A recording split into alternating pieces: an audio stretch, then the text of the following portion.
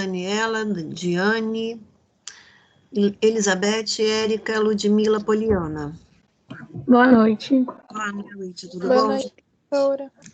Só o pessoal começar a entrar para a gente começar, tá bom? Tá. Tá difícil de entrar? A Poliana estava falando no grupo. Foi difícil, Poliana? Então, eu entrei pelo celular. O link no notebook para mim não tá abrindo, mas é desde ontem. Ah, tá. A Cleriane mandou também o link, só que eu não consegui entrar pelo notebook. Daí eu queria saber se mais alguém tentou e não conseguiu, para saber se é geral ou no meu notebook. Sim. Eu tô pelo computador, não tive problema não. Não? Ah, então Não. deve ser alguma configuração aqui que tá errada. Qualquer coisa, fala com o pessoal lá da TI, né? Que eles dão auxílio para vocês, os meninos lá da tecnologia. Tá bom. Seguir, tá bom? Uhum.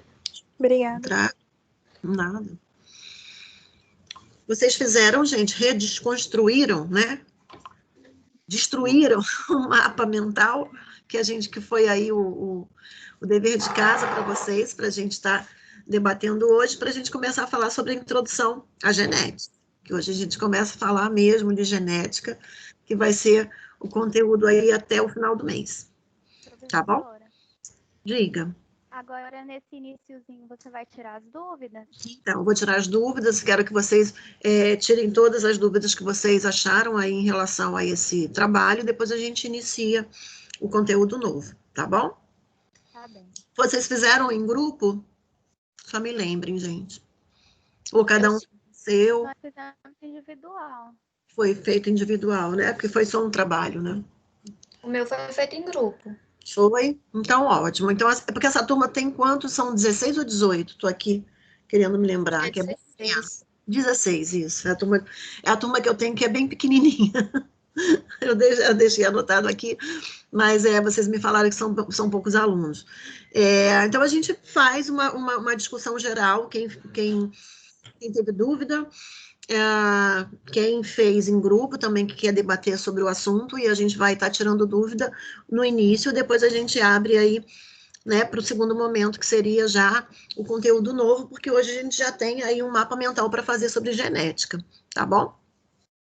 Que aí é o subproduto, por isso que é importante também vocês terem lido bastante e desconstruído aquele mapa mental para abordar, porque quando a gente for falar agora de genética, quando eu for pedir o mapa mental, eu quero que vocês foquem aí nas doenças da saúde, doenças femininas, né? Então, aí, que seja hereditária, né? Ou de uma outra forma, ou congênita, enfim, a gente vai falar sobre isso, mas que foque nas doenças femininas, ok? Vamos começar então, gente? Já são... Vou deixar 19h05, falta um minuto, para ver se o pessoal entra. Mas eu acho que já tem... Faltam 6, faltam 7. Só para a gente ir tirando dúvida. Professora, posso tirar uma dúvida? Pode, claro. Em relação aos exames laboratoriais, você poderia me explicar um pouquinho sobre o exame propedêutica? Eu não consegui entender muito. Não, mas na verdade, propedêutica não é um exame, tá? Propedêutica é como se fosse um provável diagnóstico, não é um exame propedêutica. Porque, na verdade, deixa eu colocar aqui para vocês a aula, né, passada, que tem falando sobre propedêutica.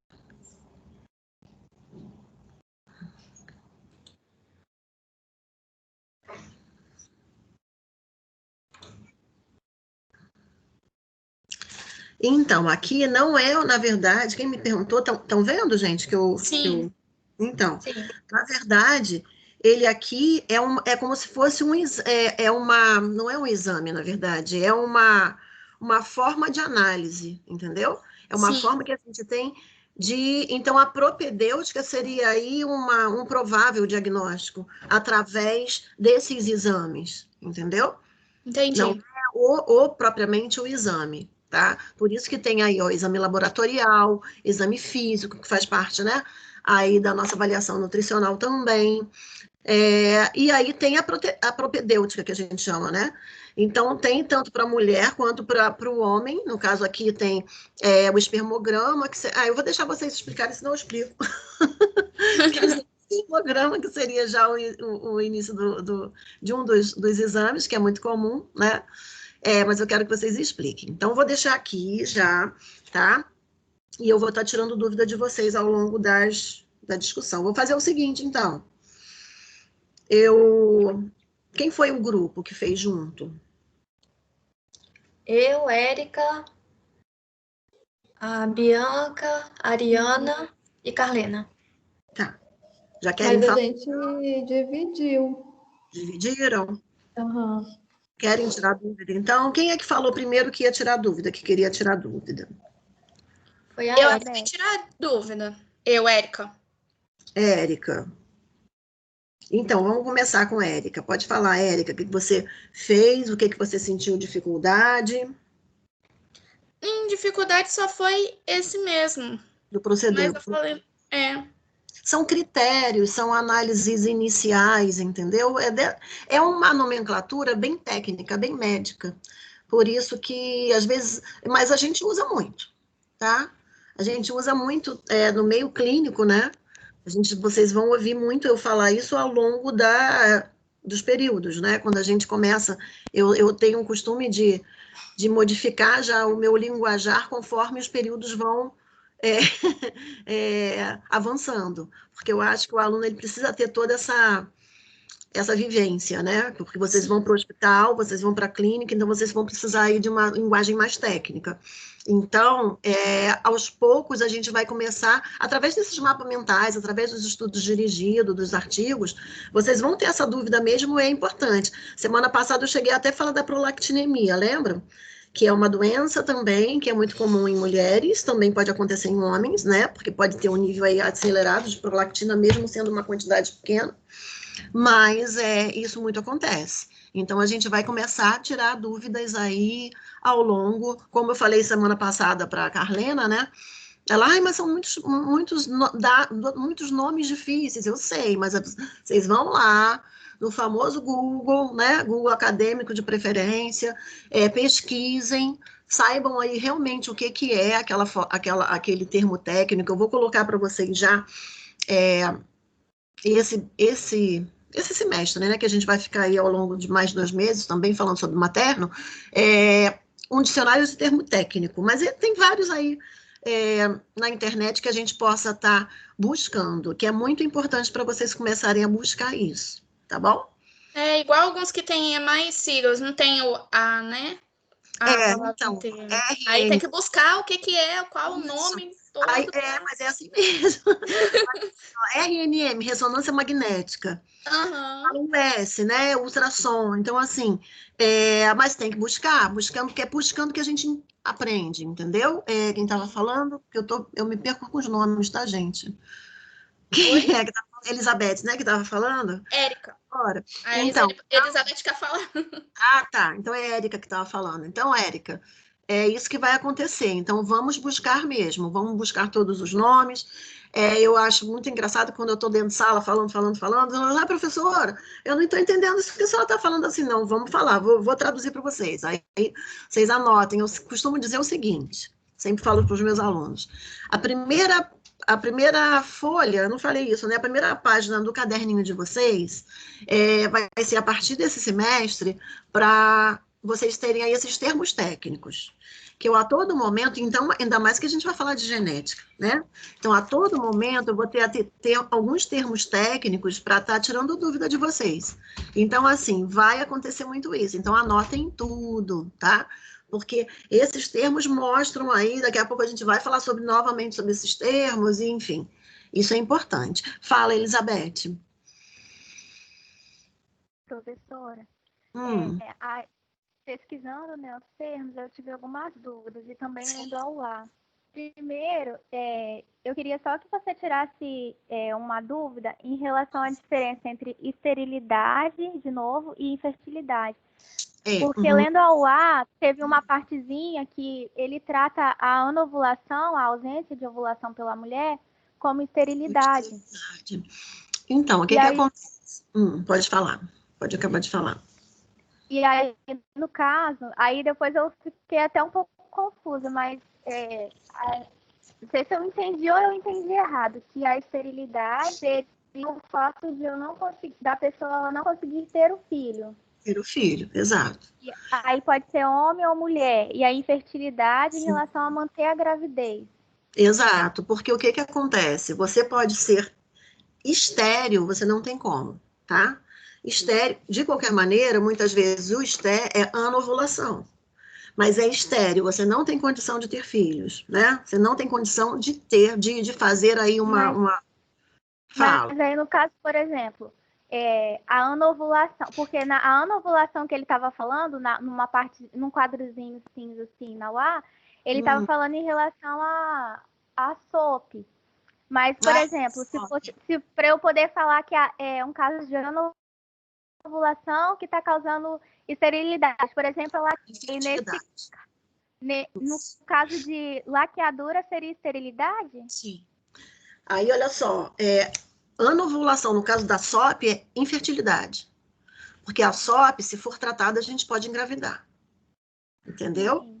Então, assim, acontece a anovulação, é claro que é um dos sintomas aí, é clássico da SOP, né? Mas se você faz o tratamento, você não é uma pessoa estéril, é diferente. O estéril, ele tenta e ele não consegue, por algum tipo de problema genético, problemas normalmente físicos mesmo, como o caso de uma esterectomia, como o caso de você falou agora, retirada, tem a esterectomia, né, que seria retirada total, enfim, isso aí seria esterilidade. Porque aí no caso da laqueadura, que aí você dá aquele piquezinho lá na trompa, no caso da laqueadura ali, a ausência a anovulação ali, nesse caso, seria uma esterilidade. Sim, seria, é diferente. Outra coisa também é com relação à gravidez, por exemplo, a gravidez ectópica, ela pode ocorrer em qualquer parte, desde que não seja onde a fixação ela deve ocorrer, né? Que é no endométrio. Aí, no caso, essa gravidez ectópica, ela é aleatória ou, por exemplo, teria algum fator nutricional ou externo que pode contribuir para isso ocorrer? Então, sempre vai ter. Eu não posso te garantir que é 100%, tá, Elizabeth? Mas a gente sempre pensa o seguinte, que a parte nutricional, como eu falei para vocês antes da concepção, vai ser muito importante para tudo isso acontecer, tá? Porque você está jogando para esse seu corpo, antes ainda de pensar na concepção, nutrientes que são importantes para a síntese proteica, nutrientes que são importantes para você formar aí todo um músculo, para você formar aí um sistema imunitário. Então, é difícil se a gente for buscar, pode ter algum estudo que mostre evidências em relação à nutrição, sim. Mas, às vezes, não. Às vezes, pode ser problemas genéticos também.